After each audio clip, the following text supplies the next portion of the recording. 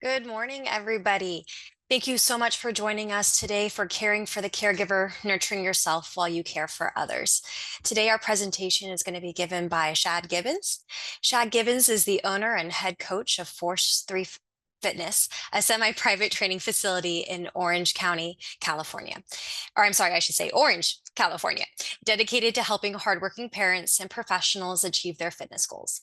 With a passion for fitness, mindset, and personal growth, Shad's mission is to inspire and empower others to become the best versions of themselves. Known for his upbeat, no nonsense approach, Chad combines humor, intelligence, and unwavering support to deliver top notch coaching. When he's not coaching clients, he's diving into hobbies like mountain biking, video games, and perfecting his barbecue scores. Chad lives by the mantra of full commitment, always shouting, "Let's go," as a reminder to go all in on life. So now I will hand it over to Chad for today's presentation. All right. Thank you so much, Lauren. And thank you for giving me the opportunity to speak to you guys. And thank you all for being here to let me go ahead and share my screen.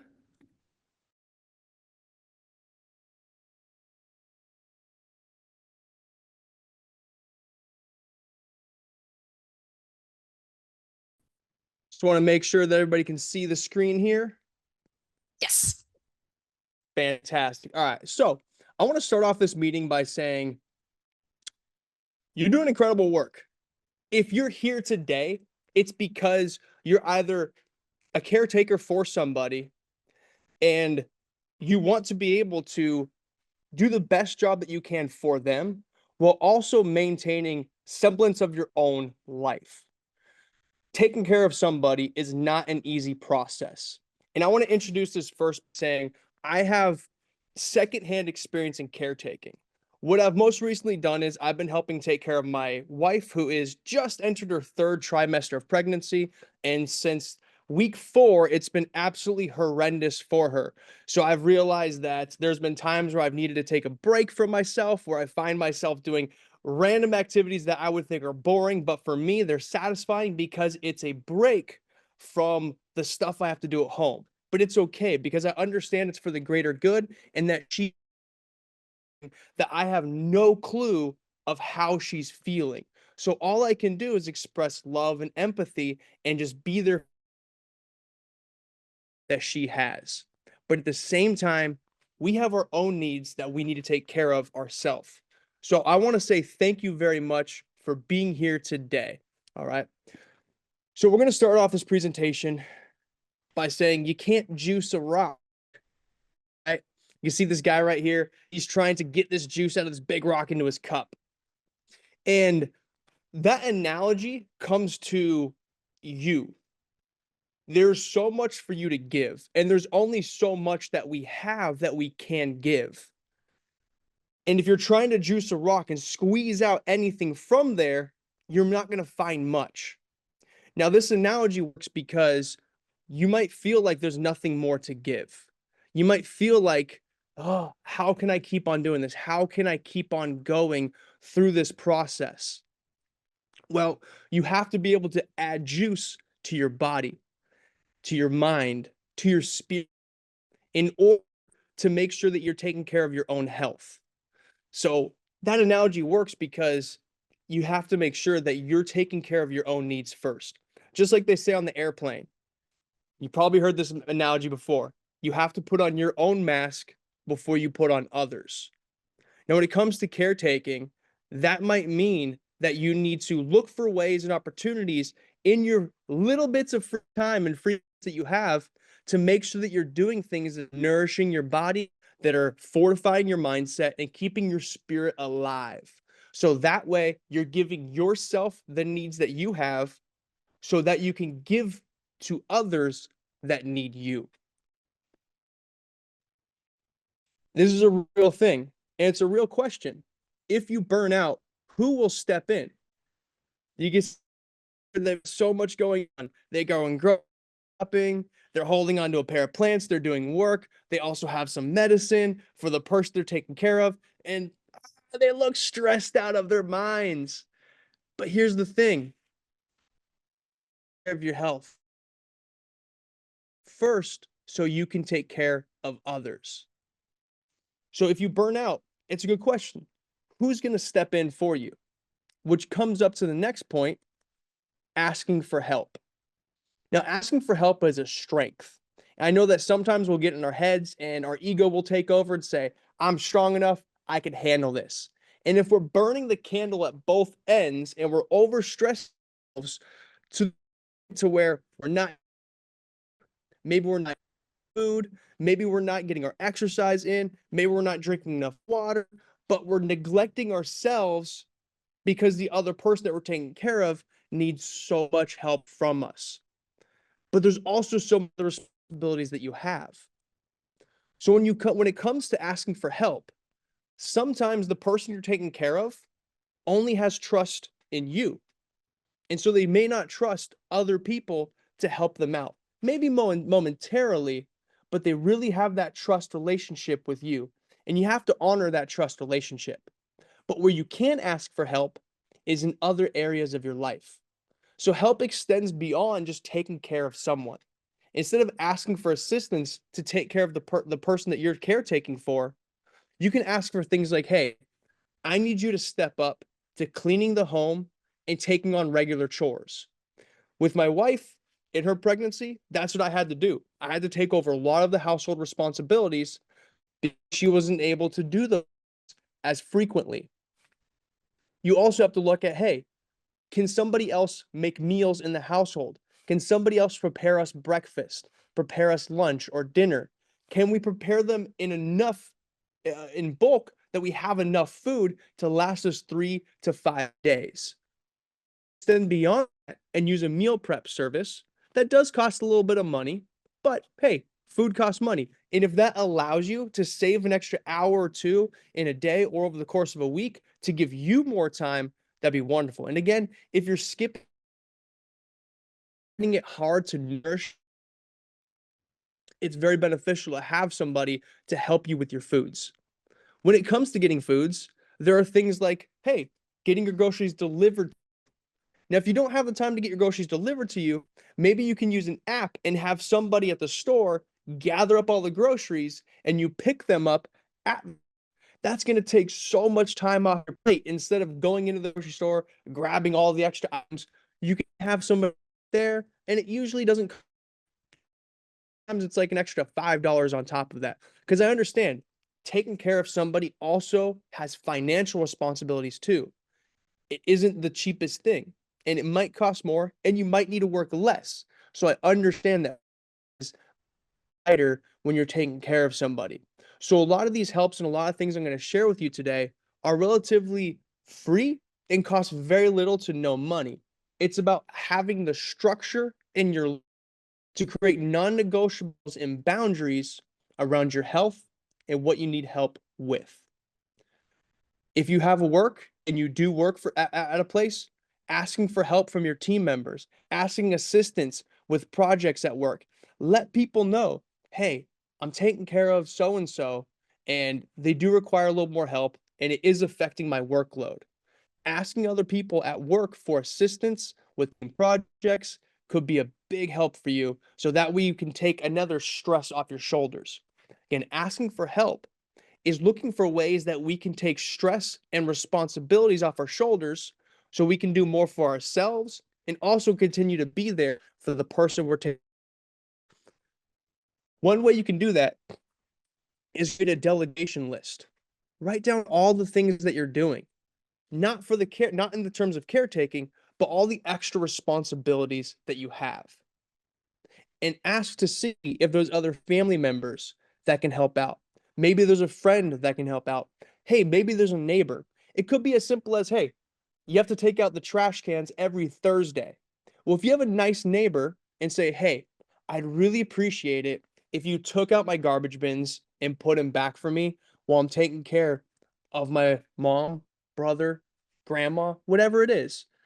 You'd be amazed at how many people will step up with those little acts of kindness to help out. I know the neighbor next door from me, he's dealing with some lung stuff. He has my phone number, and at any time, he can call me and ask for something. In fact, one time he asked, hey, do you mind just sweeping up my patio? Absolutely. Took me 5, 10 minutes, and it helped out him because he saw that his patio was getting covered in leaves, and I was more than happy to spend my time and energy to sweep up his yard, which took me 5 to 10 minutes. And because he has an oxygen tank, I don't even know if it would have been possible for him. But it helped him see that his home isn't just going to waste. And it's not just me, but there's a couple other neighbors that help him out with those little things. And it makes a world of a difference for his overall quality of life. Now, we're not taking care of him, we're just helping out with the extra things. So look for ways that you can ask friends or family members or neighbors just to take care of little minor things, because those little things will add up to a lot less. So asking for help is a strength, not a weakness. Look at the things that you can ask for help with and ask for it. There's no harm in asking for help. Let's move on to some strategies for self-care. All right. Now, the first one is very important, and you're going to hear me use the term non-negotiable and boundaries. They kind of mean the same thing. Okay. Create me time. Me time is time for you and nobody else. Make it very sacred.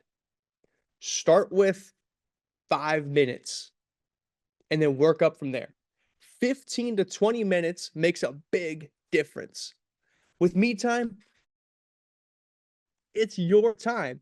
If you want to watch some reality TV garbage, watch an episode of that. If you want to read a book, read a book. If you want to go on a walk outside, go on a walk outside. If you want to take a nap, take a nap. Do whatever you feel like doing. Something that's going to bring you energy to your life, not something that's going to drain you. All right. The next thing we want to do is we want to get outside. Getting outside is very helpful. Sometimes we're taking care of somebody, we might be stuck inside, and it might feel like we're trapped inside of a four-walled prison. There may not be enough sunlight in there, it might be dim. Going outside is very helpful. And I would also encourage you, if you can, to take the person that you're taking care of outside too. You can go on a little walk. Hey, you can sit on a bench at a park. You can hang out in your front yard or patio if you have one. But just spending time outside in the sunlight. I'm hoping all you guys are from Orange County. We got sunlight nearly every single day here. Getting outside is going to be very helpful for your overall mindset and your mood. If you realize, oh man, it's been a whole week and I've only been outside for 5 minutes, I highly encourage you to get outside. Outside, and you can do things for that. And also, the person you're taking care of will greatly benefit from just being outside for 5, 10, 15, 30 minutes, hell, even an hour. All right. Next, exercise. Exercise, and beyond that, finding ways to keep your body moving. Exercise doesn't have to be lifting weights or doing anything super intense. We want to find ways to keep your body moving. Again, that can go walk. It's the simplest way, and you kill two birds with one stone there. You get outside, and you also get healthy exercise in there. You could do yoga. You could go to, hey, if you have the time, you can go to a little group studio. You could find workouts on YouTube that get you moving, but something to make sure that your body's moving, something that will help your body recover from the stress that you're going through. Take a nap. If sleep is being neglected, sometimes if you're taking care of, there's going to be lack of sleep. They might wake up at night and be afraid of what's going on because they're uncertain, and so they're going to call for help because they may not know where they are. They may have an issue, and they're going to call your name, and you're awake. Your sleep is interrupted. If you have time, and again, that can go back to the me time, take a nap. And you'll realize that creating me time is non-negotiable, because if you only have those 15 to 20 minutes, you could do one of these things right here. You could either exercise, you could take a nap, or you can go down the list for these things here. All right. Next up, support systems are very helpful. In fact, Alzheimer's organization is a support system here. I'm here today to give you the support that you need to help you find ways to take care of yourself while you're continuing to take care of others. So your support systems can be your friends, your family, Other caretakers as well that are going through similar struggles are. It can feel very, very lonely and like you're on an island and like there's nobody to talk to, but there are. You have to be the one that reaches out though. You can't count on other people to follow up and check in on you. You need to reach out. And you don't even have like you can vent to them. You can say, "Oh, here's what I'm dealing with. Here's what's going on." Or you can just talk about whatever you but finding a way to see that you still have a life outside of being a caretaker is very beneficial. So find time to either text, get on a call, hop on time to talk to some friends. And even if it's for the 15 to 20 minutes of me time, it's gonna be very helpful. Breathing exercises. These are very, very beneficial to calm the mind and the body. They're also really good at decreasing overall stress levels. And hey, if you want to take a nap, sometimes these breathing exercises will unlock the key to helping you get rested and you might doze off for 5, 10, 15 minutes or more. So one way that you can do that is you're going to do, and I'll go through it with you. We're going to do a 4-second inhale, 4-second hold, 4-second exhale, 4-second hold. We're going to inhale through the nose, exhale through the mouth. Hold it.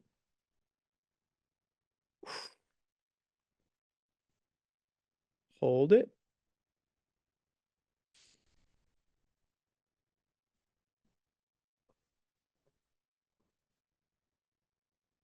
And if you do that for about cycles or you do that for 5 minutes, that can really help you out. And it's a way just to disconnect and to get in tune with your body and to try to turn off all the thoughts in your mind. So you can couple that breathing with meditation. Again, another thing you can do for self-care strategies is create a list. And right on the top of the list, things that give me energy and things that take my energy. Writing down those activities is what gives me energy, sleeping, eating good quality foods, going on a walk, being outside, talking with friends, having meaning and purpose in life. And here's the things that take my energy: cooking food for the family that may not appreciate it, um, taking care of the chores at house, taking out the trash, all those things that are just like, I don't want to do these things. They take my energy. Write that list out. Those things that take your energy, that's where you're going to ask for help. You're going to look to delegate those things and find ways and find people, friends, family members, neighbors that could take over some of those responsibilities for you. On the things that give you energy, that's the me time. So every day when you have your 5, 15, 20 minutes, hey, if you can get an hour free time every day, wonderful. That would be fantastic. But hey, it may not be possible. 20 minutes is a to get to. It's what I call minimum effective dose of me time. So if you have that 20 minutes of me time every day, you look at that list of here are the things that give me energy, and you pick those things that you want to do and that give you energy and give you good positive feelings in your life. Because I understand that taking care of somebody can be very, very draining. It could be really tough. And again, going back to the juicing or the rock analogy, if you have nothing left to give, how can you still give to the person who needs it the most? So you got to make sure that you put that me time as non-negotiable. You look at all the things that give you energy and you do one or two of those things. You do that and it could be something that you look forward to. If you wake up in the morning and you're just like, here's another day of having to deal with all the things I need to deal with, having that little bit of time every day for you gives you that glimmer of hope to hold on to during that day. So make that me time non-negotiable. We're going to move into your mindset and spirit. Another way to think of it, head and heart. These two things up here. All right. The first one was for your body. Now this one is your mind and spirit. Take a pause for 5 minutes to disconnect and relax. A pause means You don't have this phone thing in your hand looking at all the stuff going on there. A pause means you get in a comfy chair, maybe you lay back, kick your feet up, and just relax. It can be tough to do. Trust me. I own a gym, and again, I have a lot of responsibilities. And on Monday night, I had just worked 14 hours, and it was 7:15 at night. I had started work at 5 a.m., woke up at 4 a.m. I sat down on the couch for 2 minutes. I was like, well, I still have things to do. And that thing was journaling. So I got up and I journaled. But those 2 minutes of being able to sit back, kick my feet up, helped me out a lot. But I realized that there's more I need to do to fortify my mindset. So taking a pause for 5 minutes to disconnect and relax and just, again, that could be part of your me time. You could also couple that up with your deep breathing. You can couple that up with meditation. You could also do that outside and get some sunlight too. What we also want to do is we want to work on the mindset and we want to create mantras that support you.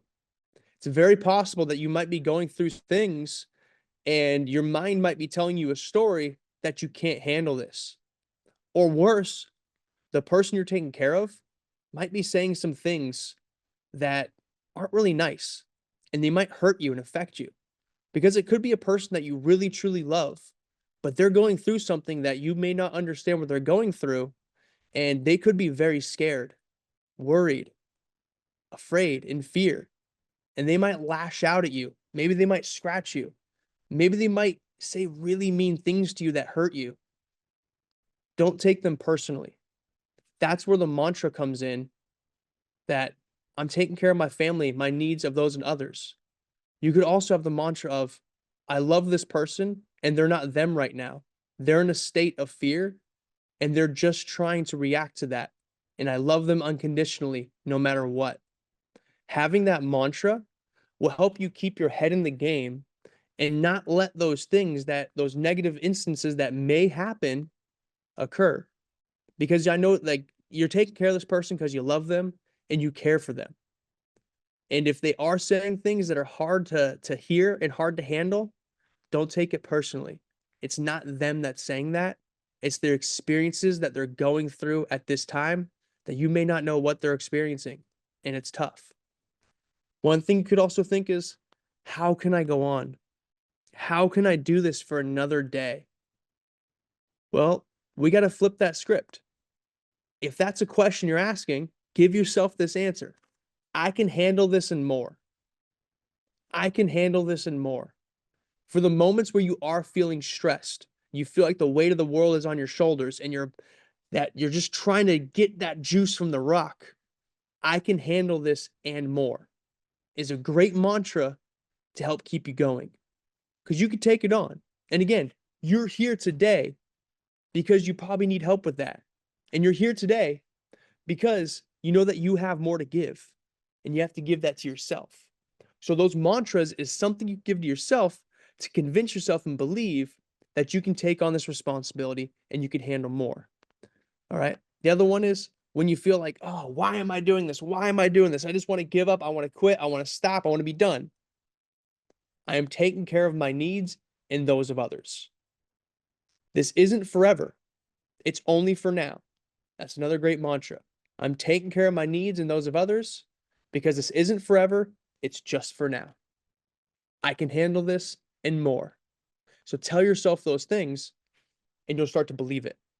Another really good thing to do at the end of the day is to journal. That's what I do in the morning and evening. So you could journal and ask yourself powerful questions. What went well today? That's a great question. Write it down. Hey, here's what went well today.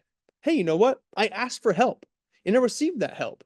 And it helped me get a little bit more free time. What did I do for myself today? That is a very important question to ask. What did I do for myself today? In fact, if you're going to ask one question, that would be the single question I'd have you ask at the end of every single day. And write it down. If you ponder and you think back and you're like, wow, I really only did things for other people. I didn't really do anything for myself. That's something to look at and think, what can I do tomorrow? What can I do tomorrow for me? That's a good follow-up question. And again, make sure that happens. Make it a non-negotiable. Make it part of your day.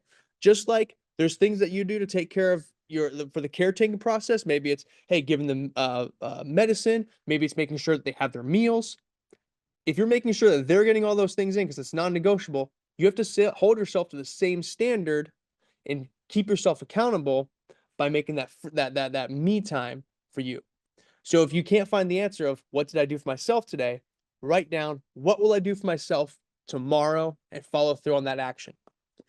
Another good one to go with again, and this is a question where if you're just feeling down and you just need some help. If I had a friend in my position, what would comfort them? What actions or what can I say that could comfort them?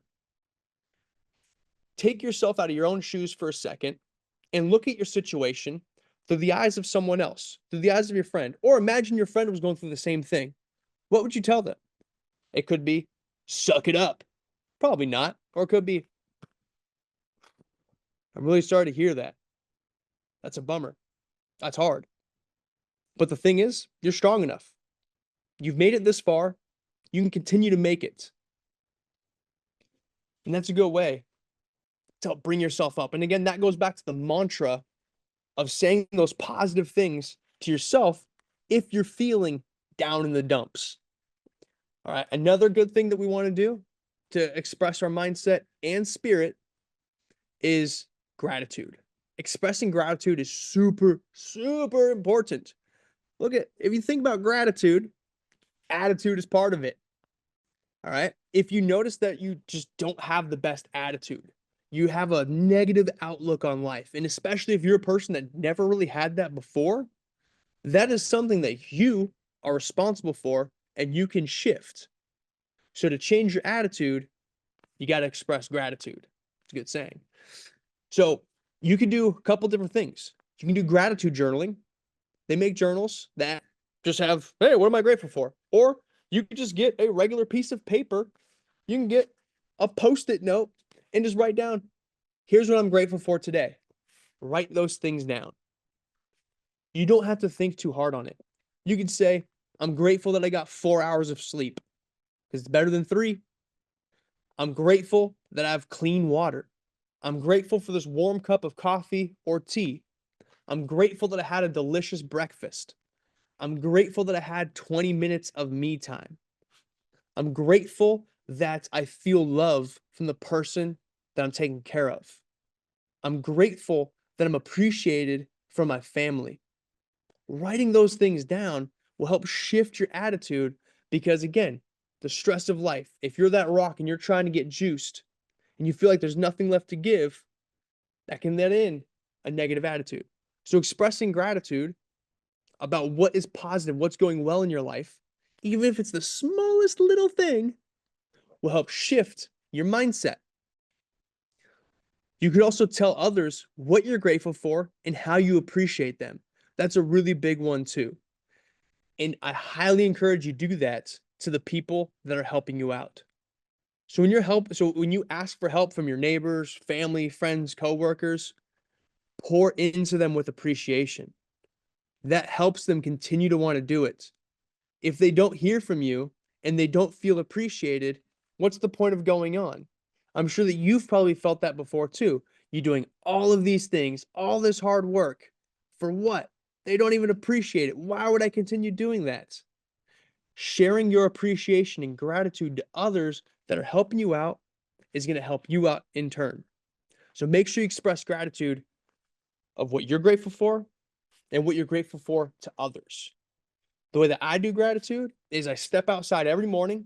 It's usually dark. It's about 4:15 in the morning, and I step outside and I just talk to the universe about what I'm grateful for that day and the obstacles that may come up, how I'm going to challenge them. Another way is through prayer. All right. Depending on how you do it, prayer is also a really good way of gratitude. What I express is instead of praying for solutions, pray for courage, for the courage and the strength to continue going on. All right. You're going to get all of these self-care tips and all these things here in a document after this so you can implement it on your own. So I want to open it up to questions. All right. That was my whole presentation. So let's go ahead. Let's find out the best way. So Lauren, I'm going to ask you, what's the best way to get questions? Have people chat it in or unmute themselves and just say it? It's going to be completely up to the person. Some people are a little bit more shy, like to type in their question, but if you feel comfortable coming off camera, please do so to ask your questions. And thank you for such a wonderful presentation. It's, I think, so challenging as a caregiver to feel that you can take that time for yourself. There's always a sense of guilt, but it's so important for the quality of the work that you do and for your own emotional and physical health to take that time. So again, if anybody has any questions, please feel free to jump into the chat or come off camera or come off mute. All right. So I see Rona right there. Go ahead. You can unmute yourself. Oh, you're muted, Rona. There might be a little microphone button. If you could press that in the bottom left corner. Is that it? There we go. Yeah. My name is Rona. I have a husband who has dementia for quite a few years now, but he's still playing 18 holes of golf twice or three times a week. Yes. And I think that really keeps him going. And he also does a lot of coloring in, loves to color in for hours. My question to you is this: he keeps losing things and blaming me. Like this morning, he had paid for golf yesterday. Normally, I give him money in an envelope so it keeps it separate. But because he's been keeping all his winnings, so he has enough money to pay for the golf, which is $25. Well, this morning he can't find his wallet. And of course, he's accusing me of taking it.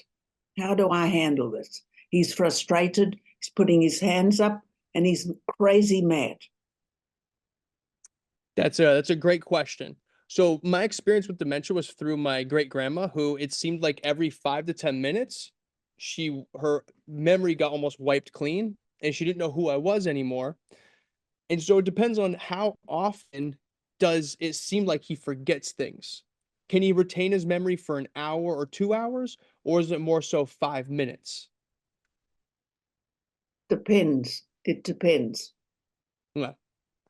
So what I would say in that situation is, have acceptance. You know in your head that that is not true, that you did not take the wallet or lose it. So try to remove the guilt that's what he's saying in his head might be true, but you know in your head it's not true and you're not responsible for it. But if he's like, hands up, blaming you, so you gotta say, bummer. Hey, let's go look for it together. Do you remember where you last saw it? Do you remember where it was? And if I had it, do you remember where I had it at? And see if he can kind of jog his memory through that.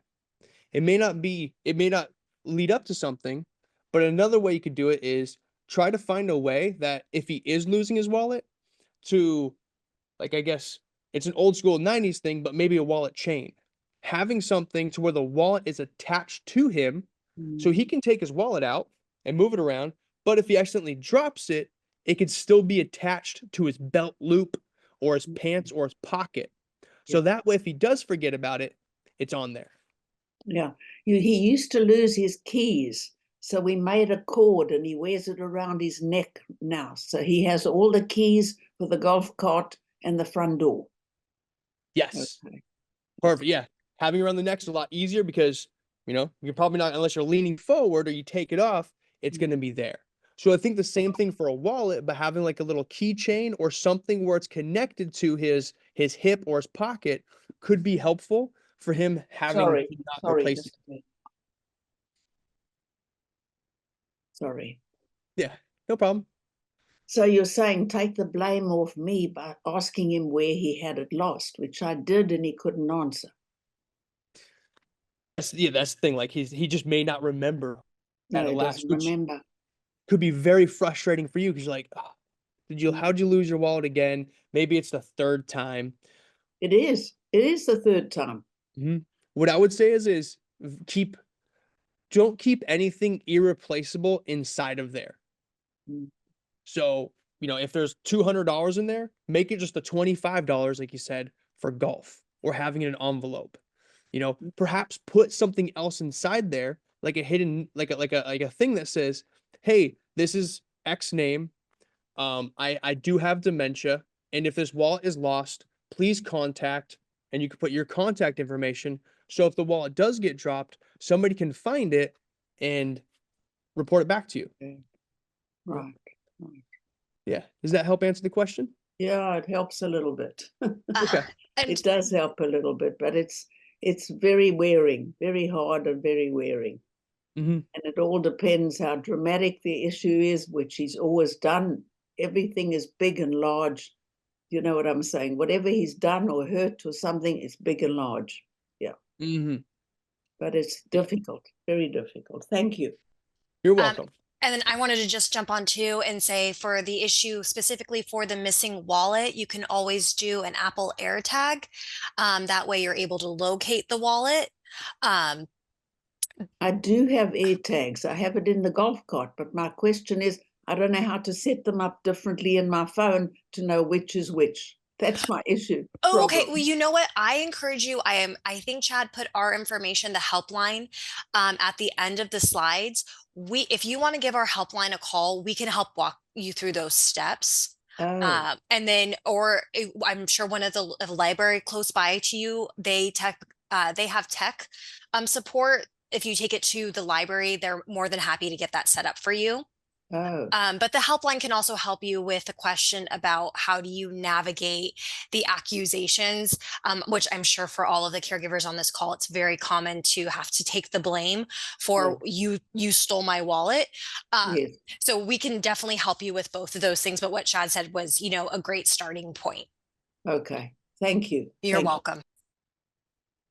All right. And I saw somebody had raised their hand. I think was it Angel?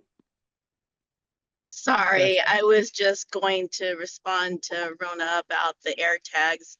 And then also, I've also found solace into not really taking the blame, but just redirecting to try to find the wallet.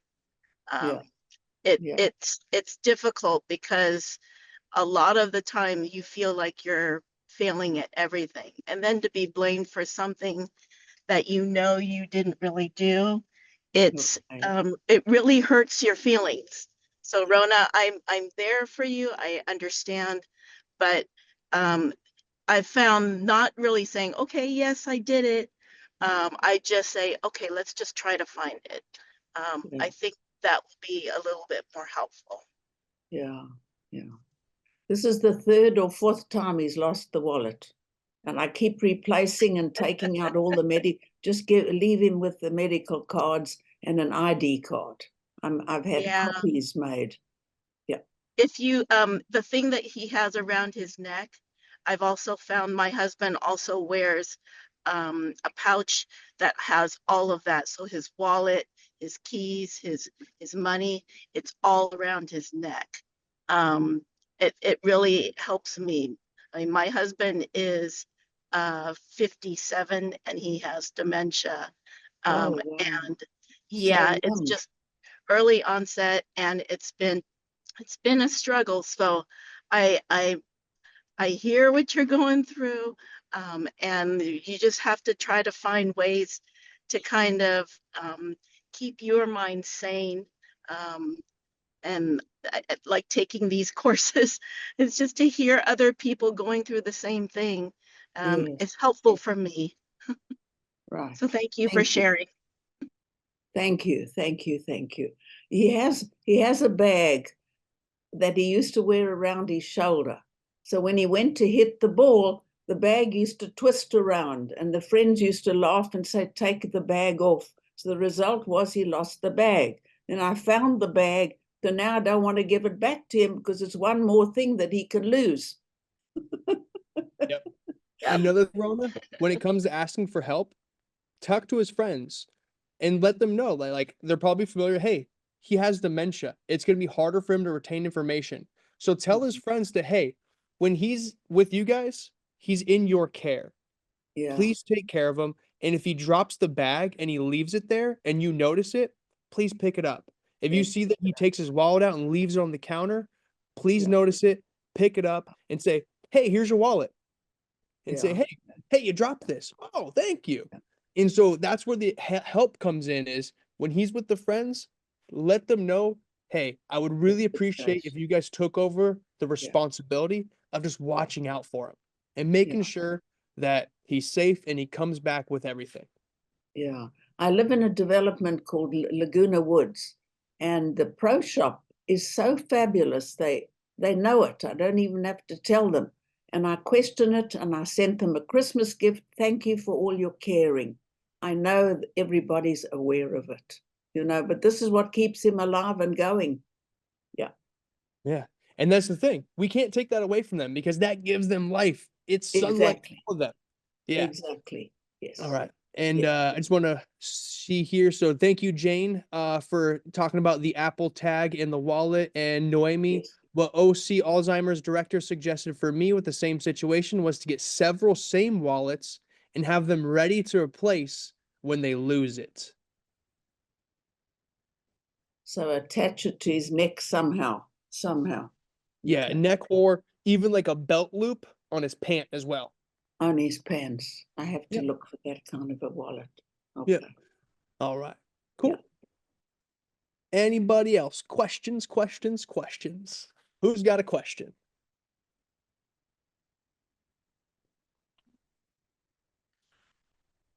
Yeah. If you got one, feel free to write it into the chat. What about getting them dressed in the clothing that they wear? Because that now he doesn't pick it out anymore because it's too hard for him to decide what to wear. Does he argue about what you try to get him to wear? No, no, No? Is no, it just it just loves me to do it. It's just one more chore to do.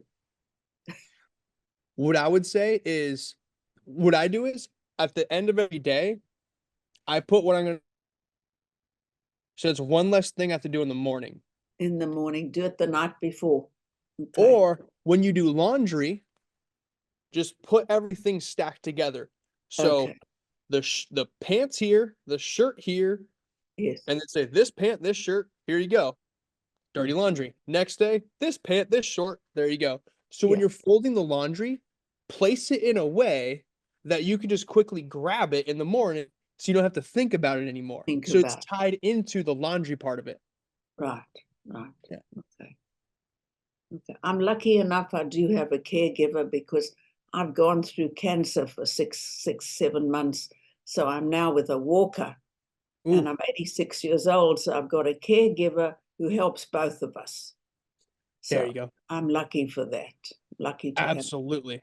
So yeah, even you could ask her, say, hey, would you mind just, having them so when you put them away, that I can Yes. easily just grab them and have, hey, here's the pants, here's the shirts, this is what matches. Boom, Right. there you go. Here's Put his it all golf together. outfits. What matches. Yeah. Okay. Yeah. All right.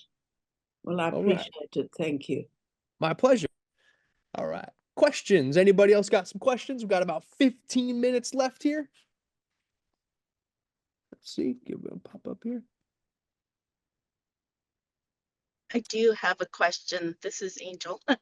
If Yeah. and if so I actually take care of both my husband and my 90-year-old mom.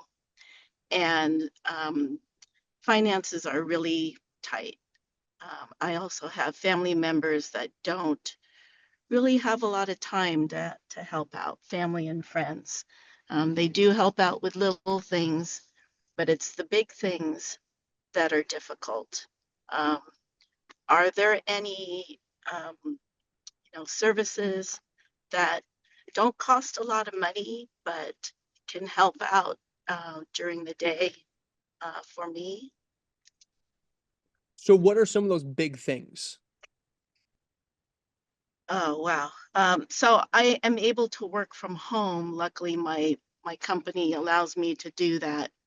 But um, big things like having to, you know, um, make sure that they're fed, that they are washed, that they are, I mean, all of those things. I mean, Yep. the major things to take care of them. So, and it's making sure that they're doing those things. And I'm assuming that you're the sole person that's I'm making the, sure that they're getting their showers, that they're getting their foods yep, in, making their all of that, foods. giving them their medicine, um, all of that. I'm the only one that's doing that. Structure is one place to start. And it's still like you're still gonna have to start by doing those things, but we could look at having structure.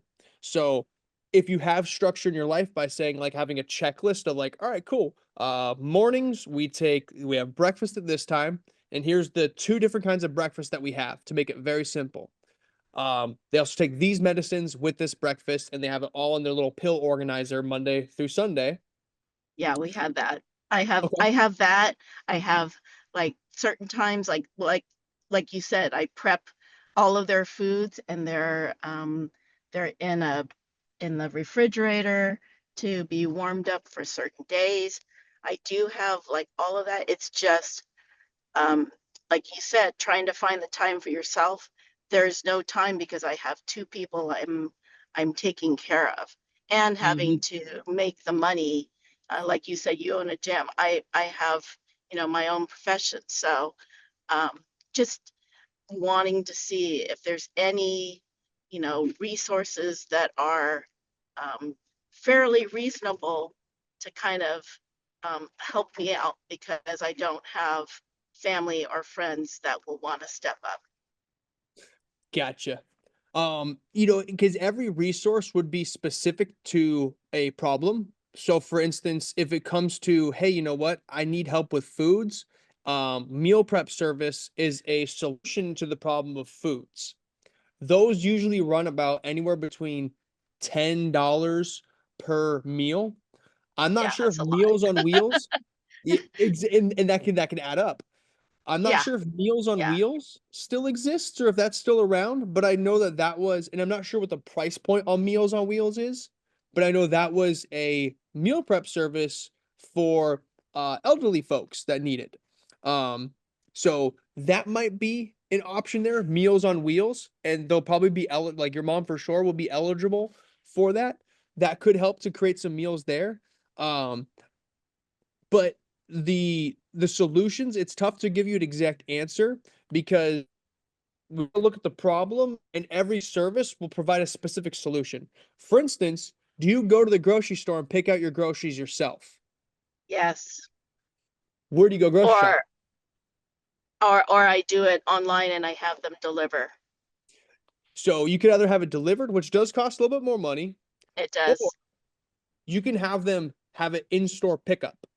So and it's usually free if you get more than 35 or $50 worth of groceries, and they'll Right, go through the store, they'll get it all together. When you get there, you just have the number and you say, I'm here. They load it up in your car and you drive away. So that right there can save you about 30 to 60 minutes. right. Yeah. So that's one little hack right there. Um, but otherwise it could be tough to find free services. I'm not sure if I would say, Lauren, do you know any other free services or any organizations that provide anything like that? Yeah, and so just to really quickly, Chad, you're doing such a great job answering these questions. I know they're a little bit maybe outside of your scope, specifically with Alzheimer's and the behavior aspect. But we have the Caregiver Resource Center of Orange County. Angel, is that something that you've looked into?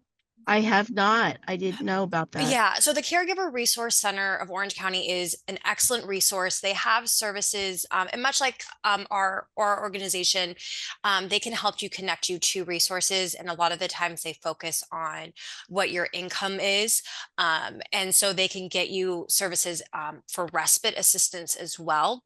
And same with our helpline. If you feel like calling them, we off adult day programs are a wonderful option, and that's something to look into as well. Is an adult day program or adult day health care center. They it's either through Medi-Cal or through a cash fee, and it's as many times a week that you would like your loved one to go, and it's for them to go for a full day. They serve meals, they have activities, so it's an opportunity. They provide transportation to and from, so that way you can, your loved ones in a safe environment, you have the day to yourself. Again, there is a fee associated with it. Unless you're on Medi-Cal, then it's covered through Medi-Cal. And Medi-Cal fortunately opens up a lot of opportunities, Meals on Wheels and different resources. But that is an opportunity to look at as well. But I would say the caregiver resource of Orange County, and I'll send out all of this at the end and an email as well. Okay, thank you so much. You're welcome. I'm sorry, can I ask one more question? Yes. Is it normal? I find that if we're eating out at a restaurant and they have pretty napkins, he takes one of them in his pocket and brings it home. Is it like stealing? Is it something that they do? Is this normal? I will jump on and say, yes, that's normal. That's normal? Yes, yes. The number of things I have seen picked up and moved, because it's not the concept of this isn't mine. It's this is something nice. I'm gonna take it. So there, that concept of right and wrong is it's not there. So we would say, oh, that's the restaurants that needs to stay here. It's just something in front of them that they like, so they take it. You just bring it home. Yeah. So if you have the capacity to bring it back to the restaurant, I'm sure they would appreciate that. But Right. yeah. And so if it's a specific, if he just likes having something in his pocket, if he just sees it in front of him, like if you bring an additional one or have one in his pocket and you say, oh no, you already have a napkin in your pocket, and he can see it and take it out and be like, oh, I have one, and put it back in, so he doesn't feel the need to take it at the restaurant, that might be beneficial. And also when we're playing a game and there's jokers, he'll take the jokers and just put it between his legs. And Yeah. then there's no jokers for anybody else except him to win the game. Yes. Again, it's not intentional, and it's not trying to be sneaky or anything of that nature. So you can, there's a couple different things. Again, it's if there's playing with a card, and let's say it's just like a standard blue or red deck of cards, taking, if you're playing with the blue deck, taking some from the red deck and like writing your husband's name on the card and like these are his jokers, or just making sure there's extra. If oh, you already have two, like check your legs, you already have some there, but giving him some maybe ahead of time, just kind of finding a way. But again, it's probably very frustrating for you because you're used to playing a game seriously and you want to enjoy the game, and when you're playing with someone who's not playing fairly as you see it, it's like, well, I don't want to play this anymore. And I'm sure he enjoys playing it and it's not intentional, but if it doesn't bother you, then can let him continue to do it. But if you're playing in a group setting, it might be better to find a different game that doesn't involve jokers, or just giving him some ahead of time and saying, oh no, you already have a couple jokers, just check your lap. And everybody knows like they're not the right jokers. Yeah. That's an odd one. I haven't heard that one before, but the overall, the taking of things, that's completely normal. And I notice here from NP, they said they're struggling with showers. That often happens, that he said he has showered this morning, but the shower's not wet. So I know he hasn't. Yes. And that's common too. It's not, again, it's not lying. It's just, he just doesn't remember. Okay, Chad, sorry to take it from you. I'll hand it back. No worries. All right. Well, looks like we got time for one more question. Anybody else got a question?